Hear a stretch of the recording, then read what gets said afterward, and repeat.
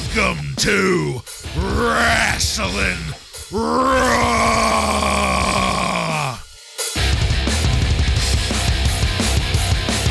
All right, you're listening to Wrasslin Raw, the podcast that takes you back to when Raw became war and Attitude ruled. Thank you for joining us. You're here with Ryan Arico. You go to jail, you son of a bitch!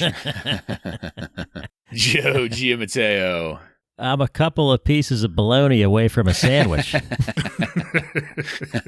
I'm the one and only Jason Bartlett. We're going to examine WWE history, one episode of Raw is War at a time. In this episode of Wrasslin Raw, we're going to be talking about the Raw that aired on September 28th, 1998. This Raw was recorded at the Joe Louis Arena in Detroit, Michigan, and features Jim Ross and Jerry the King Lawler on commentary. Are you guys ready? I'm ready. Ready. All right, then, let's get into it. This episode kicked off with that same repetitive video package that kicked off the Breakdown pay-per-view last night. But once the lights were up in the arena, the glass broke and the crowd popped.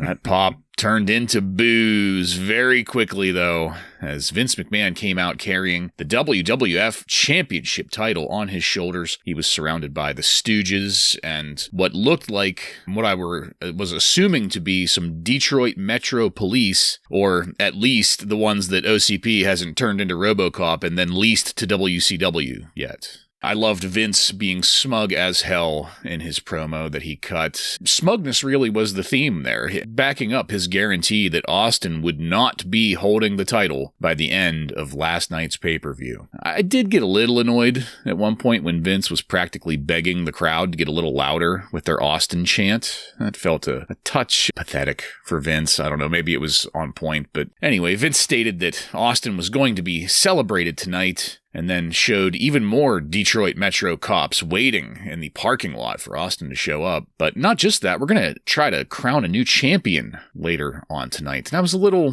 confused by that. There was some talk like there was going to be some kind of like ceremony later, and we do get a little bit of that later on, but at no other point do we ever get close to crowning a champion. Correct me if I'm wrong on that, guys. Do we just get told that we're going to get a champion a month from now? Well, it sounded like, though, not to jump ahead, but once we get to that section, Vince's reasoning was because he was attacked again. So he was going name a person tonight, but he said, you guys didn't protect me. I think his words were, you didn't hold up your end of the deal. Right. Okay, that's exactly right. Okay, I failed to make the connection there, that's all. Yeah. But really, the piece de resistance of all of this was Vince McMahon placing the smoking skull belt around his own waist and then working the corners with it. What a dick bag. And that's where things started to move on. So let's pause it here. This was a great opening promo from Vince McMahon. It really felt like the breath of fresh air that we have needed in the championship scene. I was really looking forward to where this was going to go throughout the night. And I'm really looking forward to what we're going to get now that the title has had the reset button pushed on it. Joe, what did you think of how we kicked things off here?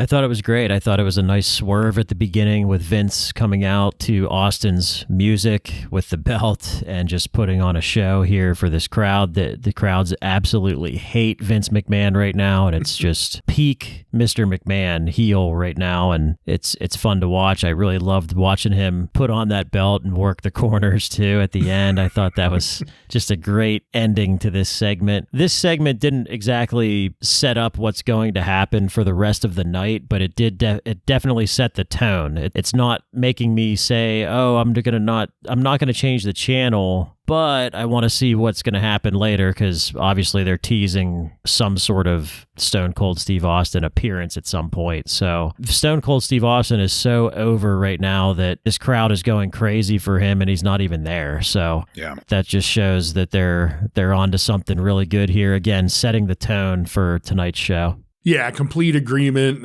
A fantastic way to kick off the show. You get the crowd cheering with the Stone Cold music, and then blue balls as is Vince McMahon and his fucking stooges and a bunch of rent-a-cops, and the crowd was about ready to riot at that point. So really perfect scenario what they did there. I really loved it. And the way Vince McMahon was just gloating, the ultimate insult, fucking putting the belt on this non-wrestler piece of shit, parading around the ring with the belt like he won it. And Joe, I know you brought it up months ago when we first saw it, but this is the first acknowledgement of the custom Smoking Skull Stone Cold belt. And he says it's going to be replaced. So they zoom in on it. We get a nice good shot of it. So that was cool to see too. And a great way to just keep everyone waiting to see what's going to happen, because after a kickoff like this, as a fan, you are expecting Stone Cold to have an answer at some point tonight. So you're going to stick around to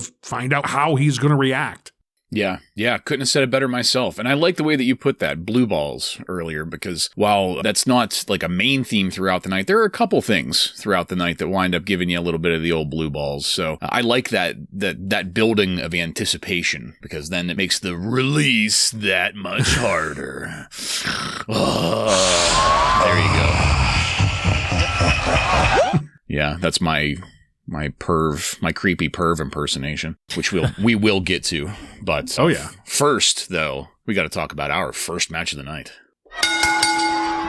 Southern Justice defeats the New Age Outlaws by disqualification in 3 minutes, which leaves the New Age Outlaws retaining the WWF Tag Team Championship as a result. Yes, that's right. This was for the title. Good Lord. The crowd loves the New Age Outlaws. There is no denying that whatsoever. They were on top of their entrance and the little promo that the Road Dogg and Billy Badass do. They loved it. But then we had a commercial break. We checked in with the police officers backstage. We checked in with the King to get his comments on some feud that they're pushing between him and Jim Carrey to promote the Man on the Moon movie. And that was all just this big, long distraction before we got back to the real stars of this match, Southern Justice, coming out to their music. Stars of the night. Yeah.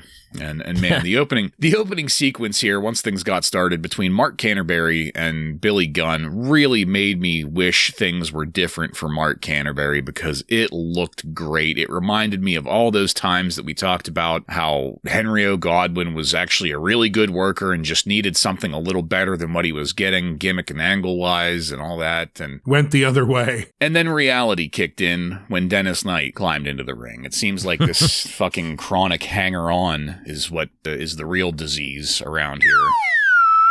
Thank you. That was definitely the pitch of things whenever Dennis climbed in. It slowed things down a lot for me. And that was in like the first 30 seconds of this match. So this match ended with the Road Dogg deciding to bust the guitar over one of Southern Justice, which pissed off the Ass Man, creating a conflict there in the ring that X-Pac had to come out and mediate. X-Pac has that injured eye from last night, let's not forget. It got bumped during the scuffle. Even Triple H and Chyna came out, but Billy Gunn continued to be angry and just walked out on all of them. And I fucking hate it. Fucking hate that. We can talk a little more about it later because it will get brought up again. But just for this match, Joe, what'd you think of what we had here in this drama surrounding the finish? Well, I thought it was lame, really, mostly because this is nothing that we have not seen before. So none of it was any kind of shock factor. They smash a guitar over somebody every week now, so that wasn't really that exciting. We're supposed to get invested in this story with Road Dogg getting his throat destroyed for like 2 weeks, and then he just hits someone with a guitar, and now Billy Gunn is pissed about it. Again, we've seen this rift between DX members before.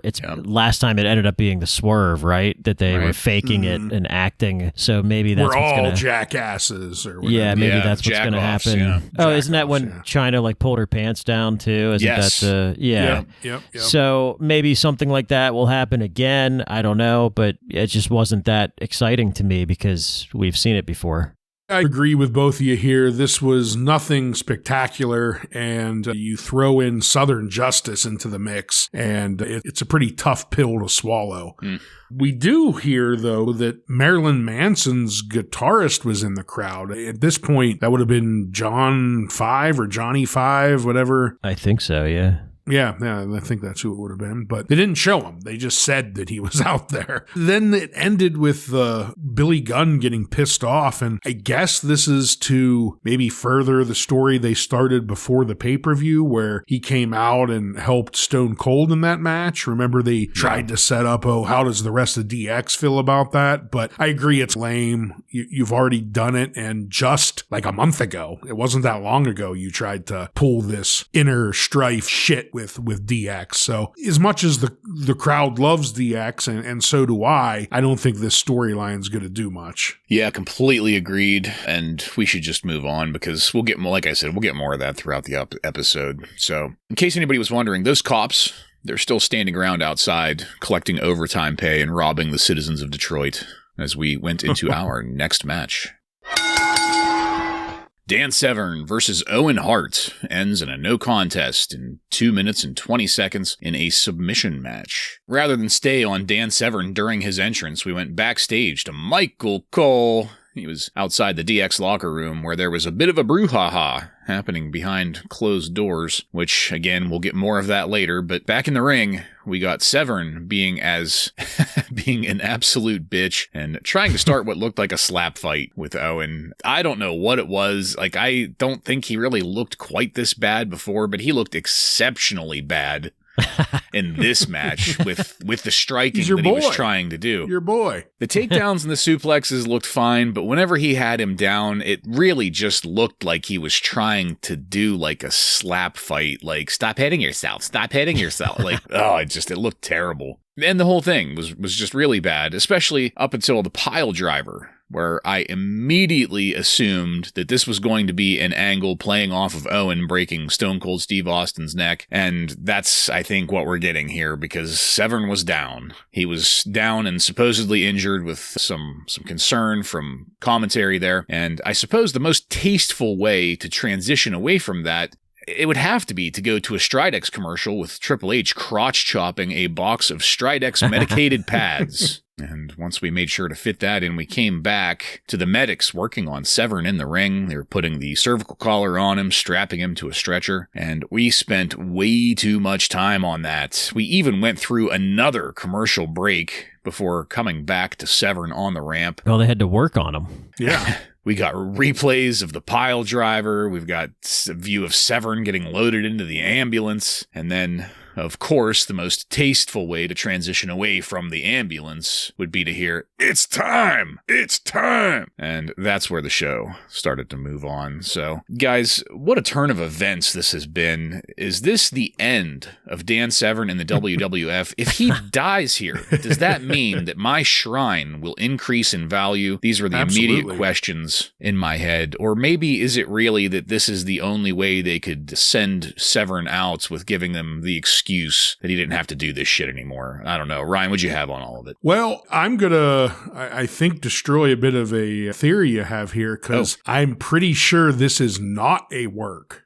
Really? Yes. And the reason I say that is because I have listened to an interview recently with Dan Severn where he talks about how he was like, well, I don't want to talk bad about the Dead, but I have talked to Stone Cold about how he did the exact same thing to me and almost broke my neck. And I assume this has to be that spot. Like, where else would Dan have been talking about a neck injury? So I think this was real. And I think probably the best show of that was Owen's concern, because he wasn't playing the typical jackass heel. He was like legitimately checking on Dan Severn, because I think he was like, holy shit, not again. We have to start saying, as great as Owen is, and like Dan, not to talk ill of the Dead, but is Owen maybe a sloppy worker? Regardless of how good he may be in the ring, does he maybe not take other people's safety as important as it should be to him? Yeah, I thought this was a work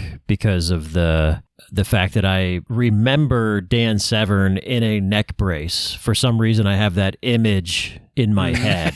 The most memorable image ever. Yeah, I feel like I remember them like interviewing him from his home wearing a neck brace. Maybe they'll work it like they did with Stone Cold. But I'm pretty sure this was a legitimate injury. Yeah, I'm not saying you're wrong. I just remember them making this a thing with his neck and the neck brace. And it's possible I'm wrong. Maybe there is another match somewhere down the road where he pile drives Dan Severn and he does actually hurt his neck. But I'm going to assume this is the spot he was talking about. I just, when they were doing this, I just immediately, all I could think of was that image that I remember from 1998 with Dan Severn in a neck brace. Yeah. Like doing interviews and shit and thinking that he had a really weird fucking voice. So maybe we're probably going to get that over the next couple weeks. We'll see. It was Owen's concern that made me really think that it was a work, because whenever he broke Steve Austin's neck, they did a couple more, like one or two more moves after that. Well, I think part of that was Stone Cold was like, we need to finish this match. Yeah. The belt. Because the belt. Yeah, but still, this Owen being the Nugget, I think that he would have went and like worked the corners or... I would have assumed it was a work had I not have heard that interview by Dan Severn before. Yeah, okay. Which is another reason why I thought it was a work, because this gives him the out. He can leave the WWF without being weak in leaving and being like, well, I had a shitty career and they kicked me out. Now he can say, well, they broke my neck and I just didn't want to risk it anymore. So, I'm being serious in that. Like, I thought it was a tasteful way to exit Severn without exposing him more than he has been so much already. I decided to just quickly look it up, and it says that it was intended to be part of a storyline to fake a injury, but the move was botched and Severn was actually dropped on his head. So this was set up to be a work, but he did actually get injured here. That explains from both ends of it. So does that then mean that Owen Hart is really the greatest worker of all time? He still botched the move. I don't think the move was supposed to be botched is the problem. He's working reality here, that's all. Maybe he should stop using the pile driver. All right. Well, we got to keep going because we've got something that I'm excited to hear from you guys about our next match. Al Snow defeats Vader with Commissioner Slaughter by pinfall in 2 minutes and 37 seconds. And just real quick, before we go any farther with this, Ryan, would you mind checking the official Wrasslin Raw 10-10-3-2-1 answering machine? See if Vader left us any updates recently. I know he just left us one last week, so we might be asking for a little too much, but let's give it a look. Maybe Vader time's over. Who did leave? I'm nothing but a big piece of shit. A big fat piece of shit. Same thing over and over again, though, every time he calls us. Poor guy. I love it. God, I will never get tired of it.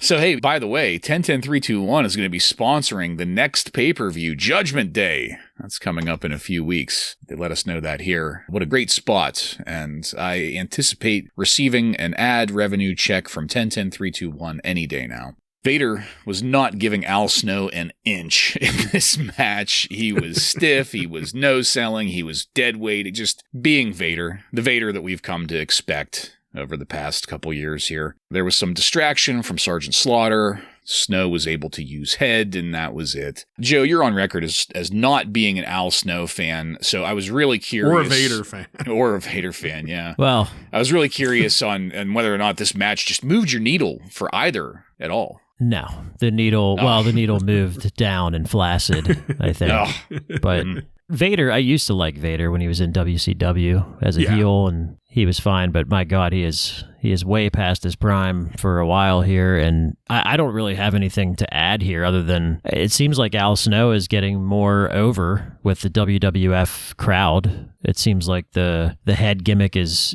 starting to transfer over from ECW, so that's good to see. Yeah, that's pretty much all I have noted is that the fans seem to be liking Head and Al Snow. We even had one guy up in the front row with a Juggalo face paint. He was shaking a head up and down for everyone. But yeah, this has become the typical Vader match we're used to. No selling, sloppy work. And Joe, just like you, I loved Vader when I was young and he was in his prime in WCW, but his entire run at WWF was just one big fat failure, unfortunately. So I guess we got what should have happened here. Al Snow, the leader of the Job Squad, picks up a surprising easy victory over Vader as Vader continues to tumble his way down the ladder out of the WWF.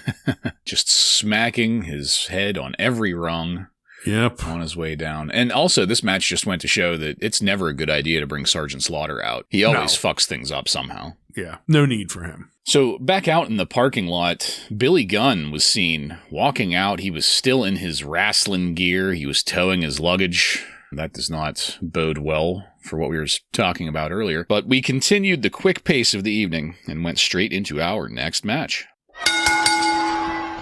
D'Lo Brown defeats, draws, Edge, Gangrel, Jeff Jarrett, and Mark Marrow by pinfall in 5 minutes and 11 seconds to win a 6-man, 4 corners elimination match for the number 1 contender spot for the European Championship. Oof. And to get there, Edge eliminated Gangrel, Draws and Jeff Jarrett both went out due to a double countout. Edge eliminated Mark Marrow, and then finally D'Lo Brown eliminated Edge. I missed the first 2 minutes of the match just typing all of that out, and it sounded like there was a lot of slamming going on while I was typing, so that sounded good, and I came back into the action with Jeff Jarrett and Draws in the ring. But then I was really just drawn to a sign in the crowd that said Piss Gums 316.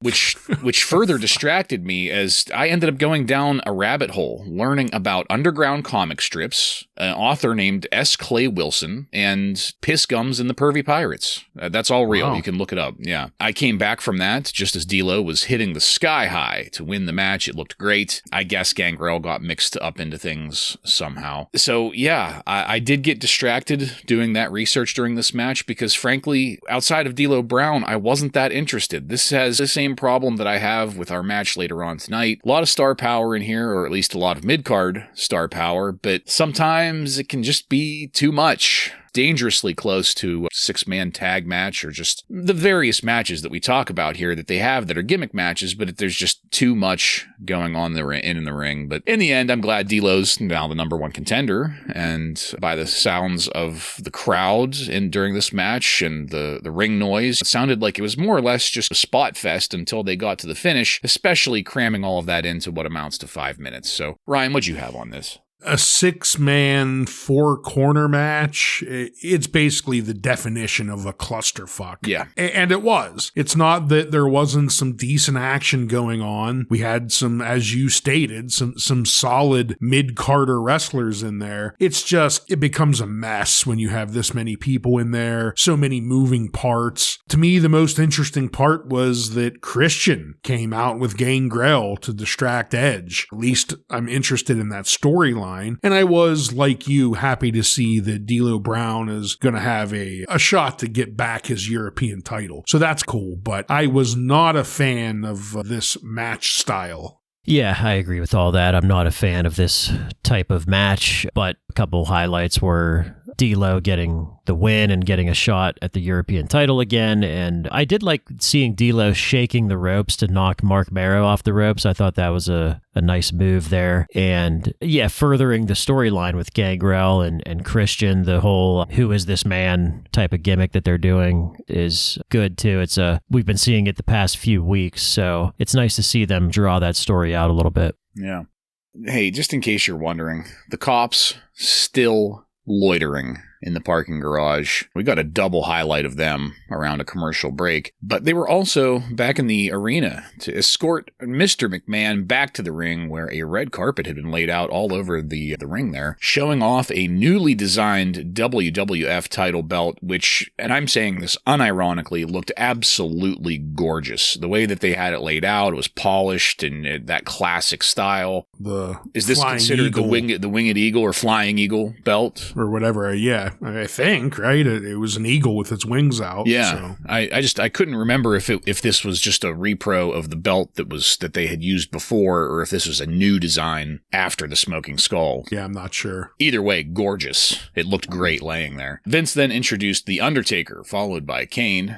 But just as the presentation ceremony began, it was interrupted by the revving engine of a Zamboni machine.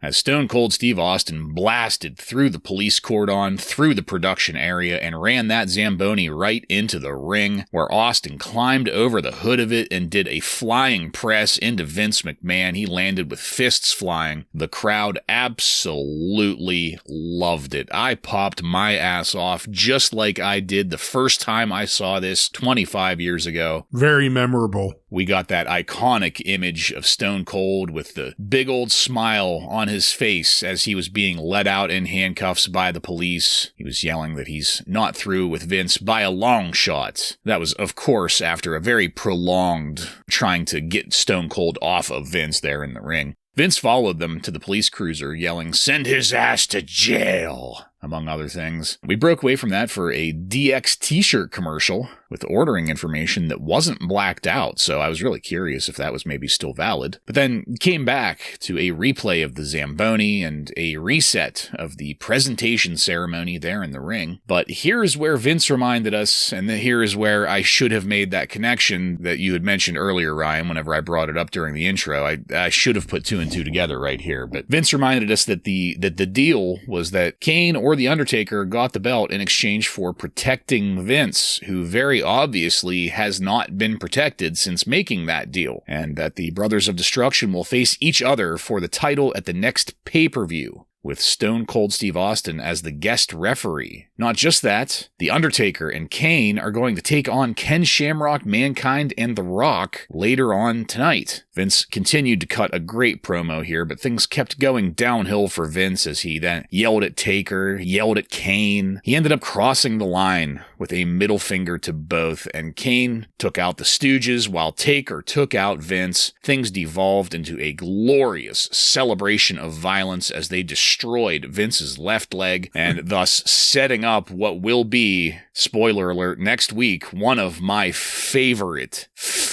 scenes of all time. So, guys, we have to pause it here, as well as that scene of Austin being let out in handcuffs. The glorious Zamboni scene. I don't know anybody that watched this back in 1998 and still doesn't remember this clearly. Many things in the history of wrestling end up getting driven down to the ring.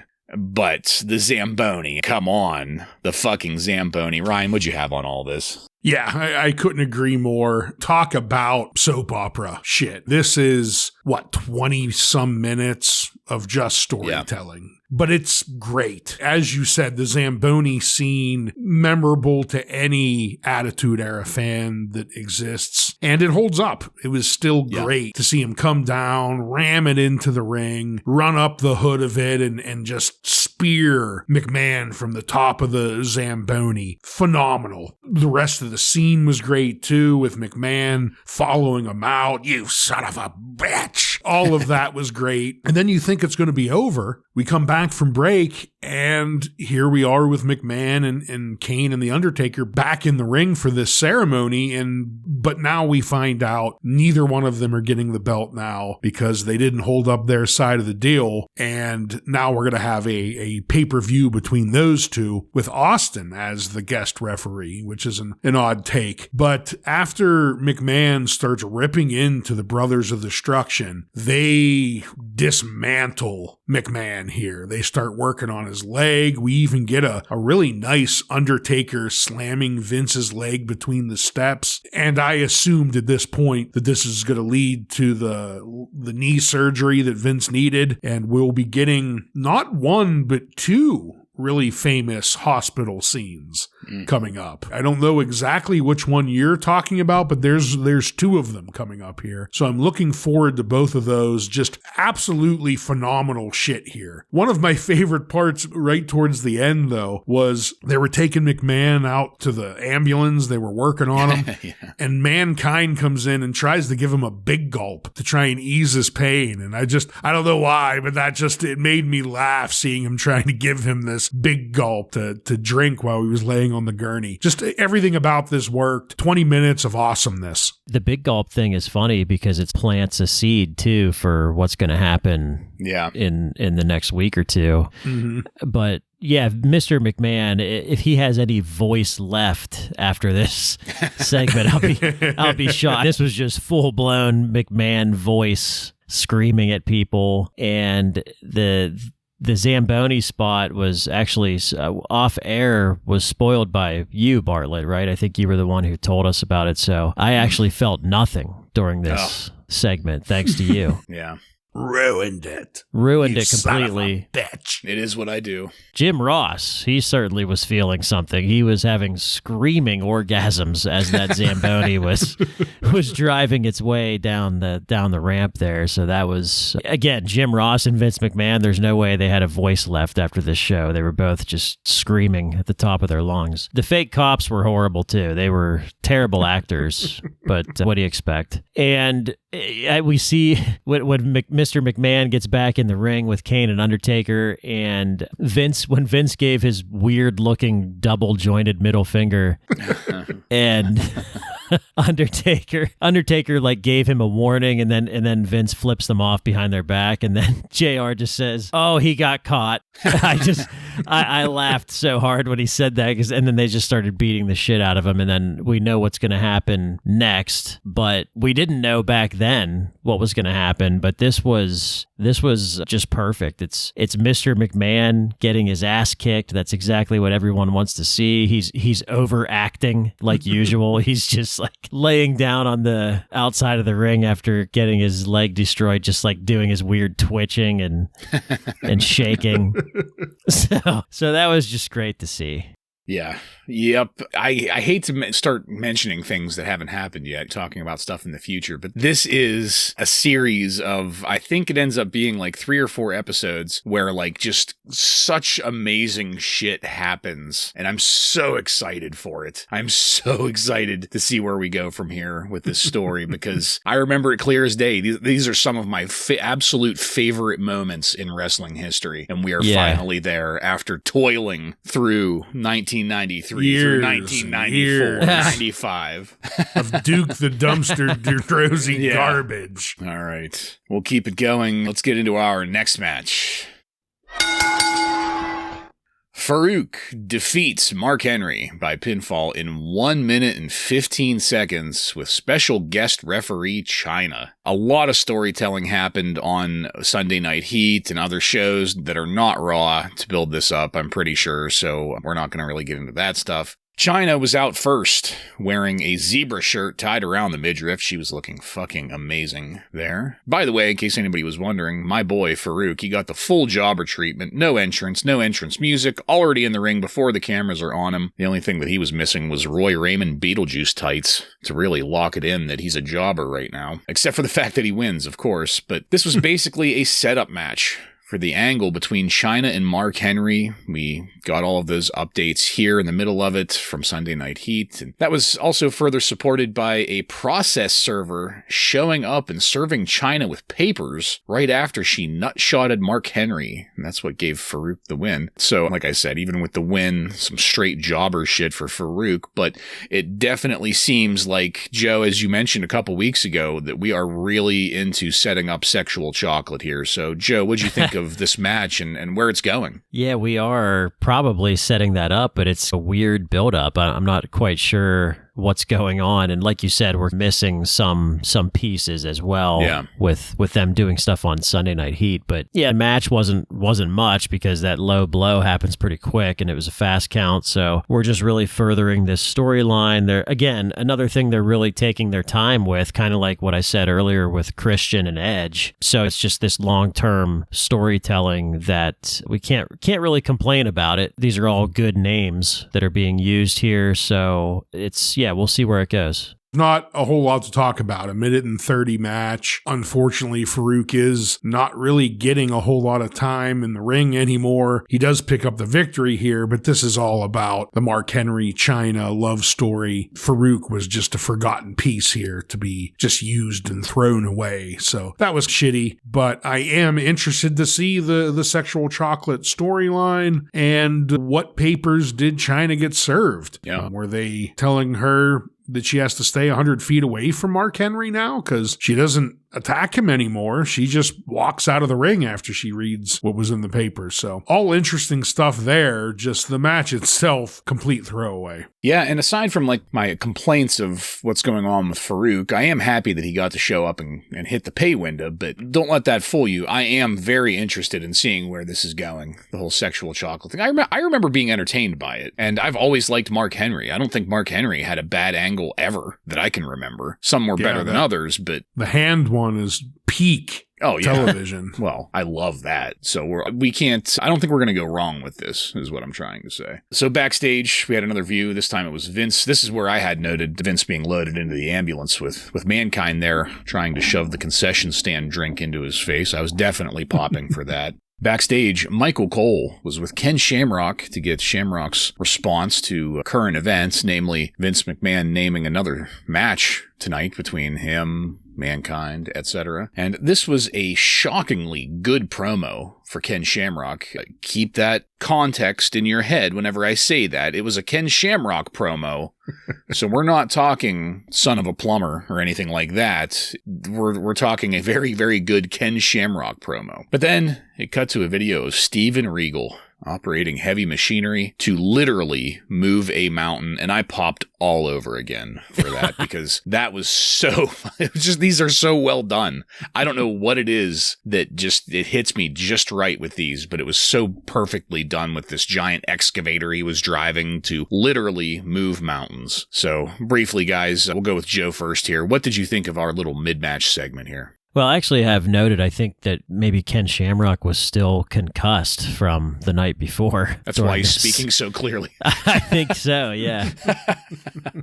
Knocked some sense into him there. But Steven Regal, a real man's man. Again, I'll never get tired of these vignettes that they do. And he's moving a mountain, so that's a real man to me. Yeah. So I love it. Yeah, I'd agree, Bartlett. This wasn't a terrible promo from Shamrock. One thing that was interesting, though, is it seems he's leaning into the heel turn, though, because he starts off saying, I don't like Detroit, which they, of course, boo. So I guess maybe he's a heel now. But the real man's man vignette, beautiful, just like the other ones. They're all great. I love them. Like, I can't get enough of them.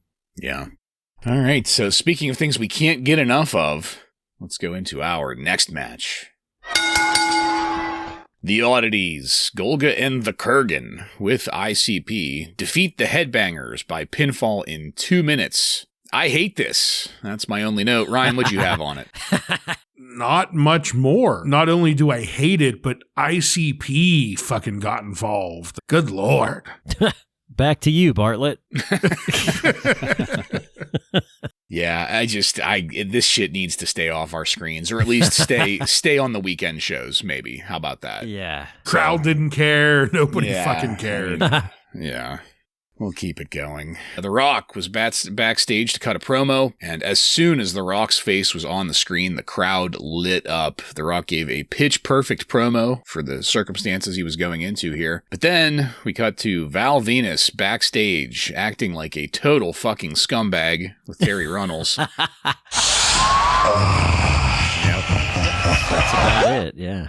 Which quickly took us into our next match. Val Venis, with Terry Runnels, defeats X-Pac by disqualification in 3 minutes and 14 seconds, with X-Pac retaining the WWF European Championship as a result. Val continued his scumbaggery in the ring, of course.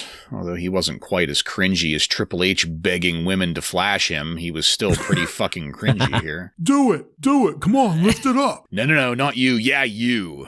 I love it whenever Triple H does that. Yeah. The very dramatic, like, no, you're a hideous chud. I want the hot one behind you. Terry looked amazing in a little black dress here. I just wanted to make sure and highlight that. This was Ask really, her to dump him out. Whenever you talk about the little black dress, this was like the quintessential version of that. She looked amazing. Thankfully, JR was more focused on Austin in jail during commentary rather than the Runnels family domestic situation, because that would have made me really dislike this. Chyna ended up coming down and just fucking tossed Terry like a good 8 feet through the air. Took me back to when Chyna showed up in that feud between Triple H and Goldust, and Chyna like shook Terry like a rag doll. She was Marlena at the time, but she picked her up and just fucking, like, I expected her to have whiplash. That was a great scene, and I was very happy to remember it here. That interference is what precipitated the disqualification, which then naturally led to another disgusting display in the ring between Terry and Val. But that then triggered a Shattered Dreams production to air on the Titantron, and that was one of the most welcome sights I have ever seen. Gold glitter raining down from the rafters, and a recording saying, with Goldust's voice saying, "I told you I'd be back," with the crowd popping hard.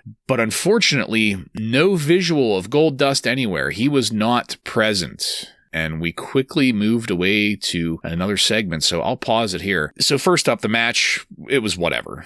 I don't really have too much about that. I was starting to really have go-home heat with Val Venis. I am really, really over Val Venis up to this point. But then we got the Shattered Dreams production up on the Titantron, and no Goldust appearance. So I got blue-balled on Goldust, and I am left wanting to not have this go-home heat with Val Venis, and I really think Goldust is the only way to turn me around on that, to make me want to keep Val Venis around. So, Ryan, what'd you have on this match and its aftermath?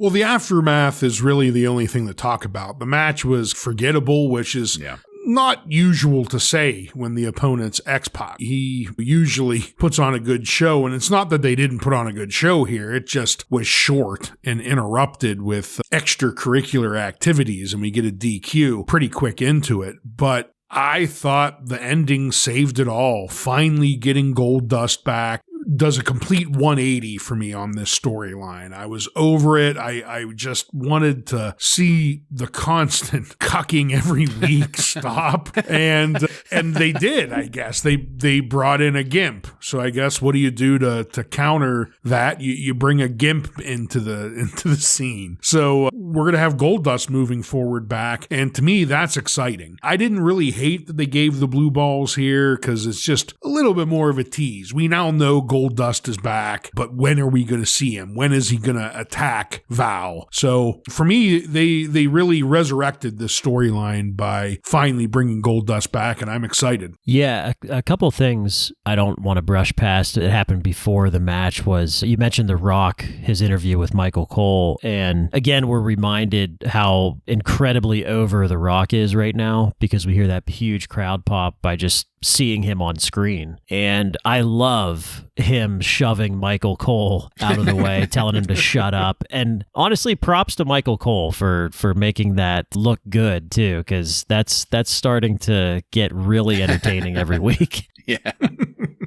Also, pretty edgy stuff here. Like Val Venis is basically getting a blowy on USA Network primetime TV. Like, that's pretty edgy back then. I imagine USA Network probably got some shit for that back then. So that's pretty crazy to see. And then, with the match, the match was just setting up this Goldust is back tease. And I thought it went a little bit too long. Like, Terry and Val are like looking around forever, waiting for Goldust to show up, but he just doesn't show up. Yeah. So I thought it went a little bit long, and the crowd got dead there for a while. Like, they popped at first, and then it was like, okay, where is he? And then he's just not there. So again, it's like a couple other things I've mentioned with just long-term storytelling. I guess that's just where we are now with a few things. So we'll see what happens. It's going to be hard even though we love seeing Goldust come back, it's going to be hard for him to come back after getting cucked like that. Yeah. Well, now, Dustin Runnels got cucked. Goldust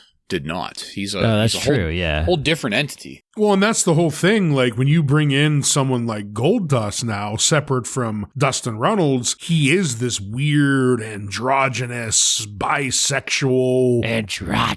Yeah, I think that is what saves it, is that he is this mysterious figure. Yeah, I should have picked up on that. It's like Hulk Hogan has a 10-inch penis, but Terry Bollea does not. Right. Exactly. I always forget that. Exactly. Right.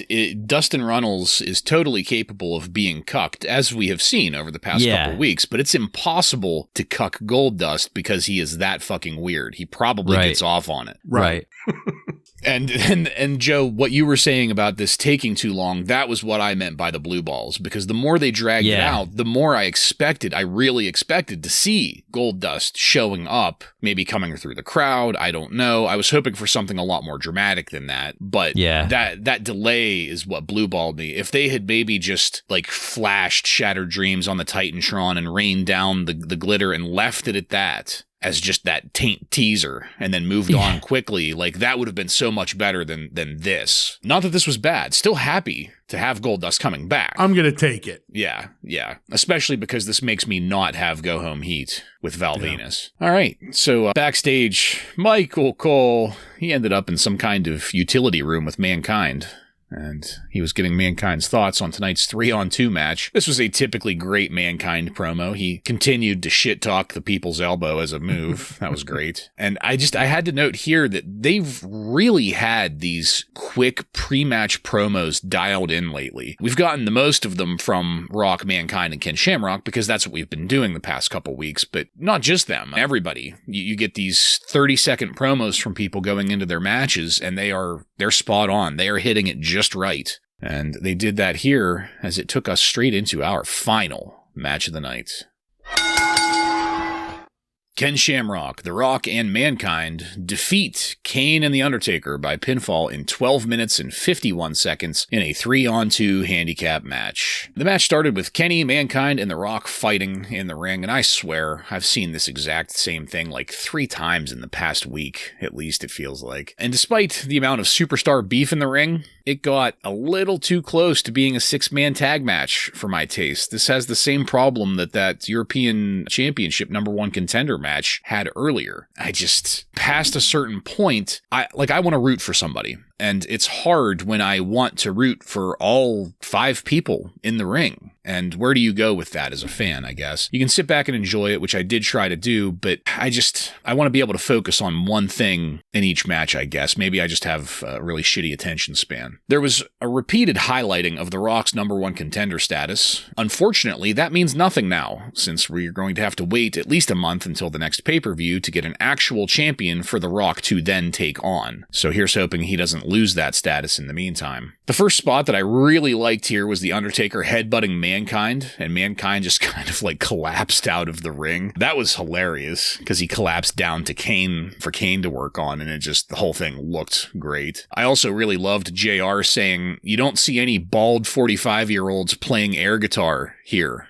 A nice dig at Hulk Hogan. At one point, Ken Shamrock had the ankle lock on The Undertaker, and I was thinking to myself, we haven't really seen that much from Kenny. Kenny gets all of these wins, or sometimes gets wins, I should say, and they're very rarely with the ankle lock, it feels like. And I thought I remembered it being a much bigger deal than it apparently was with Shamrock. So I guess I came to the conclusion that I must be mixing that up with Kurt Angle. Kurt Angle does the angle lock much more than Shamrock does. Yeah. Okay. I mean, he does end up using the Olympic slam as a finisher as well, but the ankle lock, especially when he first comes in, is really his go-to move. Yeah. In the end, The Rock won with the rock bottom on The Undertaker, with an enormous crowd explosion to match it. They squeaked that in just before we faded to black. So I was conflicted on this. A lot of this match, I was just riding out because despite the addition of Kane and The Undertaker, this didn't feel fresh at all. Like I said, we've gotten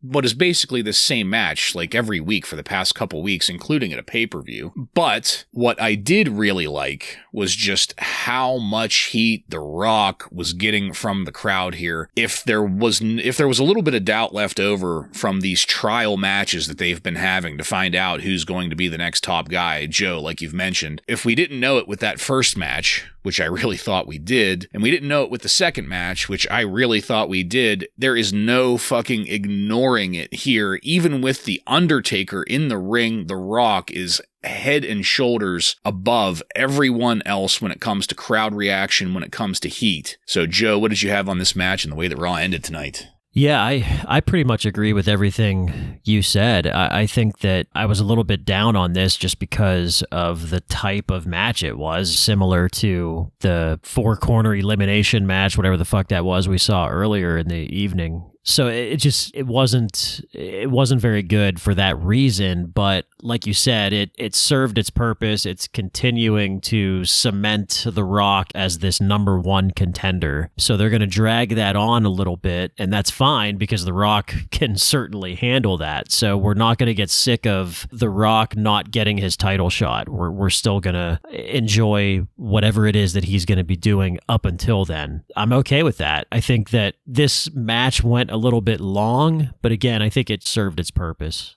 I think I'd agree with both of you that I was a little bit disappointed in the fact that we've just seen a version of this match multiple times in a very short succession here. So that was a little bit of a letdown, but the action between everyone was still very solid. And again, as you both pointed out, this is just further solidifying The Rock's status here. The Rock lands the people's elbow on The Undertaker, and the crowd loves it. And then even a further surprise is The Rock picks up a clean victory over The Undertaker after landing the rock bottom. And all of a sudden, Die Rocky Die, the blue chipper, Rocky Maivia, is now a crowd favorite, a number one contender, and going toe-to-toe with the likes of The Undertaker. And the crowd loves it. So they've certainly made the right choice here. They've really been beating us over the head with it the last couple weeks, but I don't necessarily hate it. I guess a fluffer for the crowd here, right? Let's really get them aroused for The Rock. So they're doing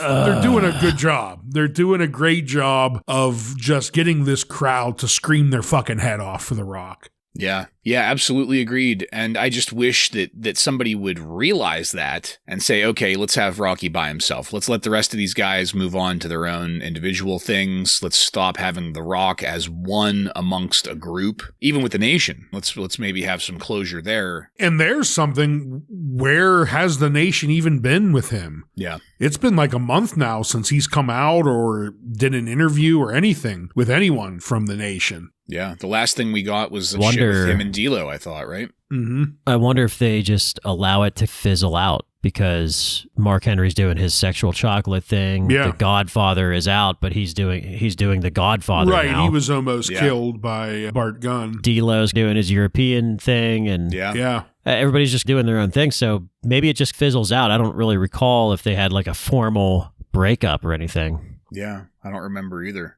We've isolated The Rock, so now The Rock needs to be isolated. Yeah. Right. All right, guys. Well, as I said, we faded to black, so let's take it on over to highlights and lowlights.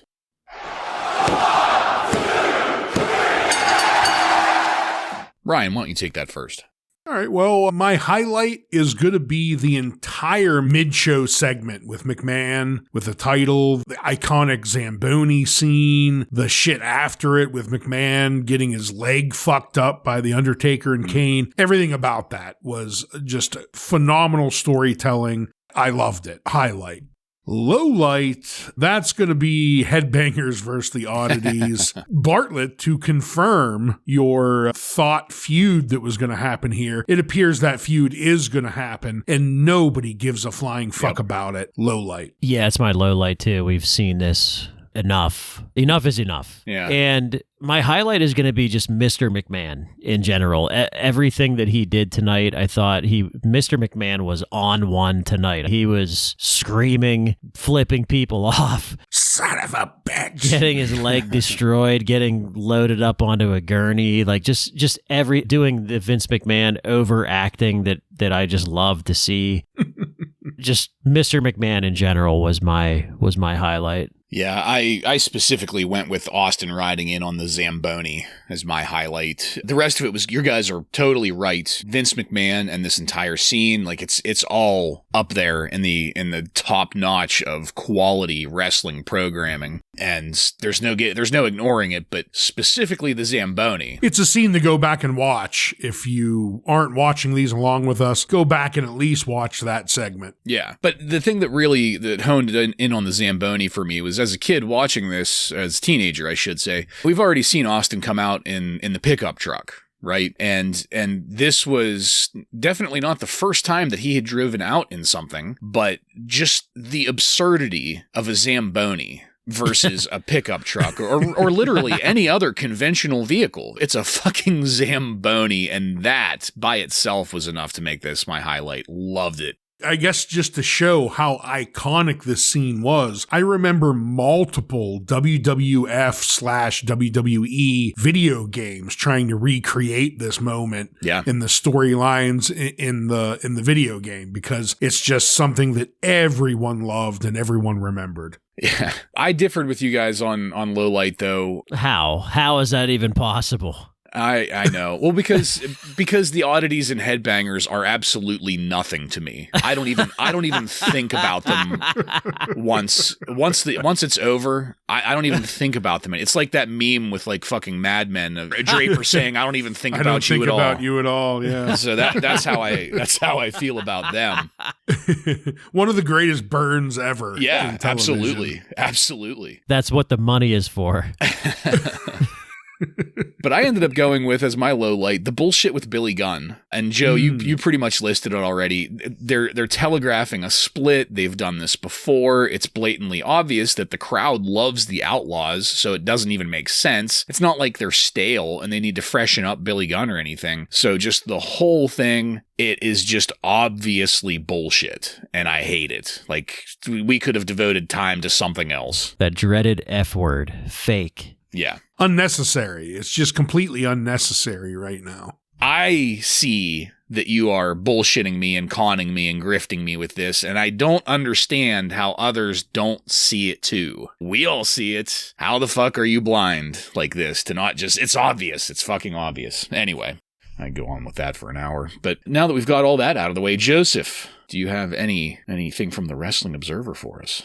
I do have a few notes here from the Observer. If you recall on tonight's show, I think you mentioned it as well, Bartlett, during the recap, that Jerry Lawler cut a little bit of a promo on Jim Carrey for Man on the Moon. Now, I don't remember everything about what happened here, but if I remember correctly, Jim Carrey was doing like a method acting, and Jerry Lawler like hated Jim Carrey, right, while they were filming this. I don't know if that's a work or not. It's hard to tell just because of the way that Jerry Lawler and Andy Kaufman worked together. So Dave Meltzer is talking about some sort of incident that happened on the set of Man on the Moon. Jerry Lawler and Jim Carrey worked an angle in what appears to be a publicity stunt, according to Dave Meltzer. Jim Carrey spit at Jerry Lawler. Lawler then chased him and grabbed him and put him in a headlock. Jim Carrey was then taken to a hospital and supposedly suffered some sort of neck injury and came out of the hospital wearing a neck brace, just like Andy Kaufman had done for months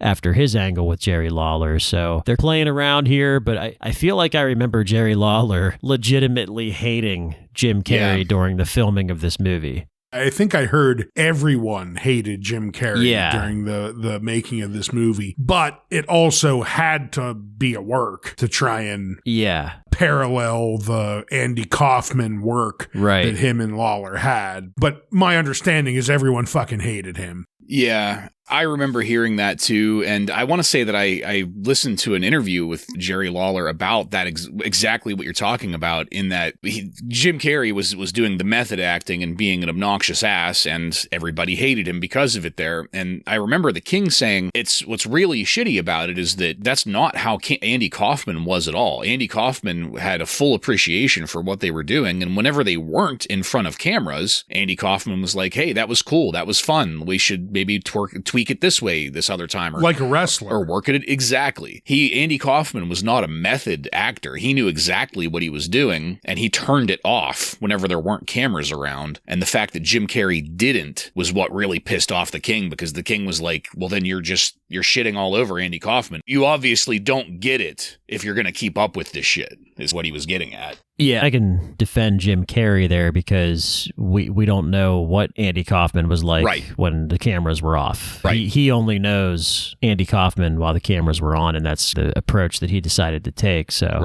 anyway, this was the first little publicity stunt that they pulled that the Observer is reporting anyway. Tonight there were a couple of dark matches, and one of them was the Hardy Boys. I know we mentioned the Hardy Boys either last week or the week before. They worked a dark match against Too Much during this Raw taping. And also another dark match was worked by Andrew Martin, who we know as Test. Oh, so get ready for sick Test. of getting screwed. That's right. So Andrew Martin is a big blue chipper coming into the WWF here.